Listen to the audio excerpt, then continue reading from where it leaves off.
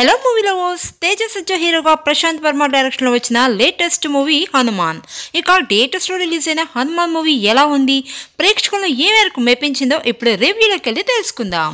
ఇక హనుమాన్ మూవీ ఎలా ఉంది అంటే, సామాన్యుడికి దైవశక్తి తోడై లోక కళ్యాణం కోసం చేసే ప్రయత్నమే తేజ సజ్జా నటించిన హనుమాన్ మూవీ స్టోరీ లైన్. ఇక ఈ సినిమాలో అతిపెద్ద మేజర్ ప్లస్ పాయింట్ హనుమంతుడే. ఇక ఆ ఫ్యాక్టర్ ని సినిమాలో డైరెక్టర్ ప్రశాంత్ వర్మ అయితే చాలా బాగా హైలైట్ చేశారు. ఇక హీరో తేజ సజ్జా అయితే తన రోల్ కి కంప్లీట్ గా ప్రాణం అయితే పోశారు.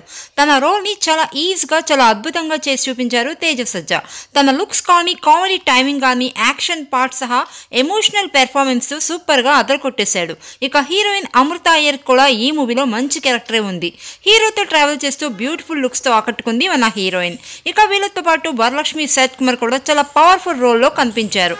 చాలా నేచురల్ పెర్ఫార్మెన్స్ అందించారు వరలక్ష్మి శరత్ కుమార్. మెయిన్ గా తేజతో ఎమోషనల్ సీన్స్ లో ఇద్దరి పెర్ఫార్మెన్స్ లో అదిరిపోయాయి. ఇక మూవీలో విలన్ క్యారెక్టర్ లో నటించిన వినయ్ రాయ్ అయితే క్లీన్ పెర్ఫార్మెన్స్ ని అందించారు.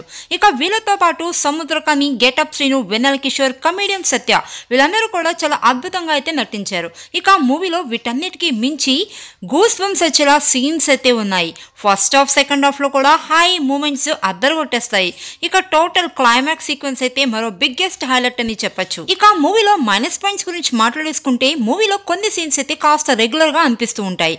అలాగే విలన్ క్యారెక్టర్ ని ఇంకా పవర్ఫుల్ గా ప్రజెంట్ చేస్తుంటే బాగుండేది. ఇంకా కొన్ని సీన్స్ లో అయితే విఎఫ్ఎక్స్ ని మరింత బాగా డిజైన్ చేస్తుంటే ఇంకా బాగుండేది. అలాగే సెకండ్ హాఫ్ లో కొంచెం స్టార్టింగ్ స్లోగా అనిపించిన తర్వాత అయితే ఓకే అనిపిస్తుంది.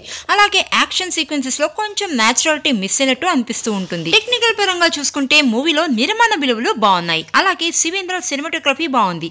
గౌరీ హరీష్ సంగీతం సినిమాలో నెక్స్ట్ లెవెల్ అని చెప్పొచ్చు.